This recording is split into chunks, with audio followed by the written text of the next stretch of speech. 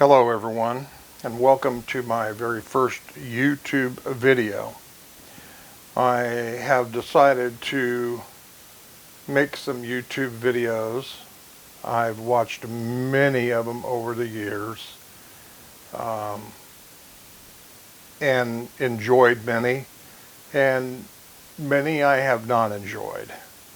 One of the reasons that maybe I haven't enjoyed them could be poor sound quality. People don't talk loud enough. They don't have a microphone that's close to them. Another thing is they go too fast and they do not show you any detail. I have found that in reloading ammunition and working on firearms, this is especially true, especially when it comes to firearms, showing you how to put something back together that has to be oriented a certain way. They just pick it up and put it in. They don't show you how it's supposed to go in, because a lot of times pieces look the same on both ends and they're actually not. But anyway, we're going to start off today. I want to show you I load with Dillon 650 machines. I've been using these, well, since they first come out. I've used them so much that I have actually wore this crank out. That's what they call this. And that's a $100 piece, but Dillon, of course, on 650s, you have a lifetime warranty on it. They replaced it for free. I actually have 3 650s. I have one for large primers, one for small primers, and then I have another one that it switches back and forth between large and small, and depending upon what I'm loading. I have many different heads because I hate changing dies. I'm sure all of you realize that, you know, at this point in time, just a head and a conversion kit cost you around $325. It does get costly, and right now I'm sitting here looking at 2, 4, 6, 8, 10, 12, 14, 15, 17, 19, 21, 22, 23, 24, 25, 26 different heads I have. Some of them are duplicate calibers, however, like 38s. I have one that's set up for my to load strictly wad cutters, and then the other one I load both jacketed and lead with it, but the wad cutter one I have set up so that I never have to change it. I don't want to waste a lot of time. To me, time's money. Time is valuable. I've got 3 9mm heads. I have one set up for hard cast lead, one set up for jacketed, and I have a third one that's set up for loading power factor rounds. They're not full loads. They have a power factor of 130. It's set up. I only use a certain powder. That machine's always set, so it's real easy. Slap the head in, dump the powder in, check it, and off we go. Today I wanted to show you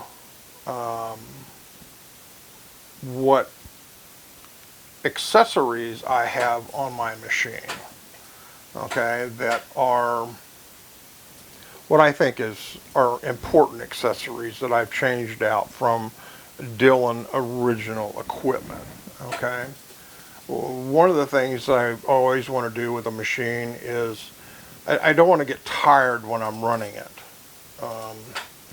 and one of the things that will make you tired is this right here, your handle. Okay, these are $48. I still say they are one of the best investments you can have. It's better than the ball being in the palm of your hand. It's much more ergonomically friendly. It just works so much better. I also want to cut down on drag on my machine. I want this thing to flow as easily as possible, okay? So one of the things that I change out when it comes to flow is right here, this cam pin. All right, this should be on automatic focused. I apologize. This is a brand new camera, and it doesn't seem to be focusing automatically, so I guess I have to do it. Or maybe it's not going to. It says it's on autofocus, but I don't see it focusing automatically. Anyway, this is your cam pin. I'll show you from this side over here. It runs up and down. This slides back and forth as a table, goes up and down. There's a bearing in the bottom of this, right here. This is a roller bearing. Okay. Now Dillon says to keep this ramp right here lubricated with grease. If there's one thing I can't stand is grease, because grease just collects more dirt. And it collects powder, and pretty soon you just have a big mess. So I absolutely got rid of that very first thing. It was an absolute must to go. Okay, I think I got my focus straightened out here now. But you can see this, let's see if I can zoom in now so you can actually see that bearing rolling up and down.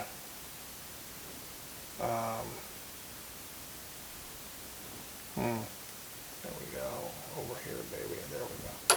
You can see that bearing rolling up and down that ramp as I work the handle back and forth.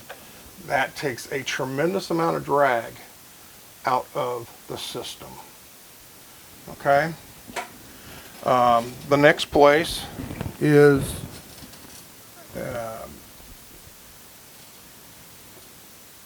the indexing block. Now, both of these pieces are pretty expensive because you are getting a bearing. This right here is your indexing block. Okay, this is a roller bearing, and it rides against this, which indexes your actual table. So as you can see, when it comes down against that, instead of having to keep that lubricated, it's actually rolling. Okay. And that is another thing that just makes the machine run so sweet. There's actually both of these pieces you can buy on eBay, and they are kind of expensive for what they are, but there is some machining, precision machining that has to go into them, so that's why they're expensive. Another thing I really hate is I hate working in the dark. So I have a lighting system on my machines. They work very well. They're all LEDs. This one here, when you have a head on it, this one goes right in the center hole. So it's setting right like this, shining right down on the center of your shell plate. Okay? And then the other one for this kit is right here, as you can see, running up and down. And I like it here because it's not blinding me. A lot of people like them different places. One of the things I want is I want to be behind the light. I want the light shining in a certain direction, and therefore keeping my work area lit up. That's to me is another important thing. Those are kind of inexpensive. They're, I don't know, roughly $15, I believe. They actually have a little on and off switch I have mounted up here, so you can turn your light on and off. Both of those pieces actually come together. It's one whole system, and it doesn't run off battery. It runs off of regular 110. It's got a little converter, and they work fantastic. Another thing over the years that I've hated was the primer catch.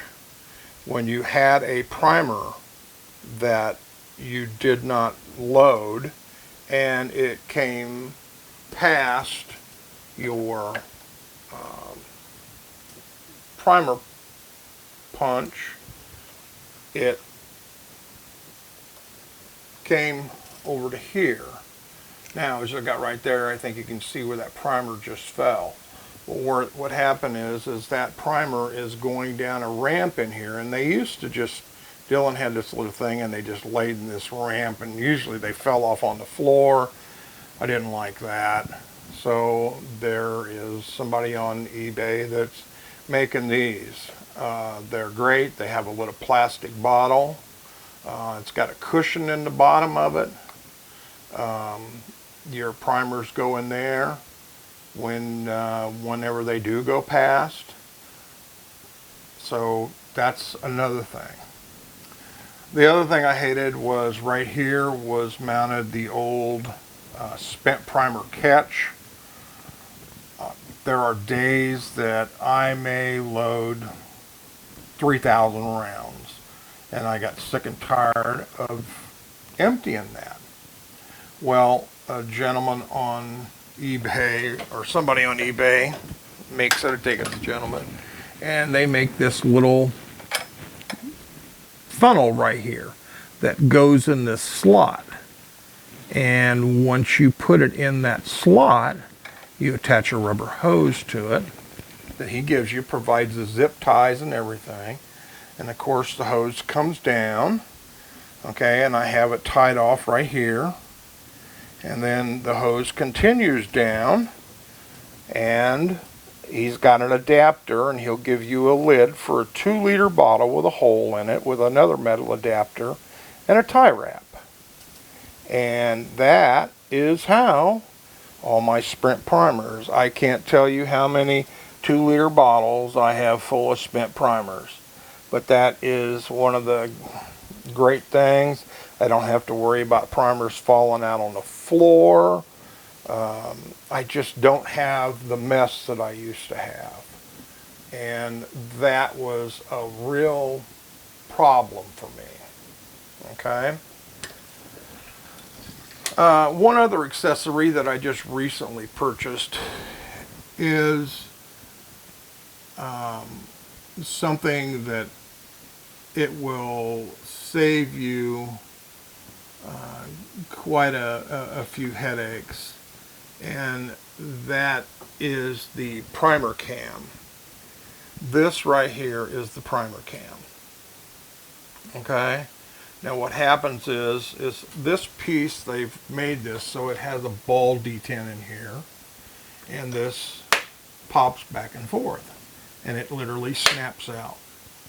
So when you want to stop and you have no more shell cases that you're going to prime, you pop that back, and when you raise up the handle, okay, it does not push the primer arm forward and advance the primers. That's something I absolutely can tell you I just love to death. There's just enough clearance there. As you can see, that's missing that. Now I'll show you when we take a stroke over here. You're going to see that the primers, it's just like an on-off switch. So you can see there's a primer on the primer setter, okay? So as I take a stroke, it should index that. Well, it doesn't. See that, how it doesn't index it? Because it is not pushing against this index arm right here. Okay? This index arm is actually what indexes your primers. Okay? So, I have that popped out. Now when I'm ready to start again, just push that in. Now, my primer indexing is turned back on. So now every time it comes up, it indexes the primer index, one spot. And that's one of the things that I have always disliked about the whole system, is as good of a priming system as Dillon has. I got tired of my, all them primers sliding down on that little tray, and I started off first with the new primer catch, and then somebody came up with this, and in doing so, I just pop it out when I am done needing to advance primers, and it makes a world of difference. Someone has just recently invented the exact same thing for this slide right here, so that when this actually comes, it has a ball detent in it just like the primer index, but when this comes up and as it pushes this in, it pushes your next piece of brass in. Okay? Well, like I said, they have a ball detent on this, and you're going to be able to pop it back, of which you have to buy the bottom piece here is going to be all metal from now on. And this, you use this plastic piece, but it's going to pop back just like the primer index. And you are not going to be dropping empty cases. So when you want to finish a run of ammo and you've run out of whatever, projectiles, primers, you don't have to worry about it throwing empty cases on. Okay, especially if you run out of projectiles, because every time you pull the handle, it's still gonna, you have to reach in there and manually pull out the piece of brass. Otherwise, it's going to go ahead and prime the next piece of brass. I don't want to do that. So I shut my primer off, and I'll be able to turn this off. So I'm actually going to order one, give it a shot. I think it's a fantastic idea. So those are just some things that I've done to my 650 to make it better. I'm actually going to make 3 parts to this video. The first part is the accessories that I've put on here and the things that I've changed to make everything work better. Of course, you always want to keep these zerks right here greased well, because believe me, this cam will wear out, and you'll know it's worn out because you see how tight it is right now.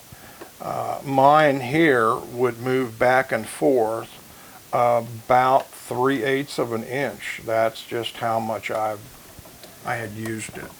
Okay, so I'm saving that piece, but more than anything, I want it all to work smooth. So, one other new little addition I've got. I actually bought a primer tube hanger off of eBay from a gentleman. It sets right up on my case feeder. I haven't used it yet. I just put it on. It looks like it's going to work good.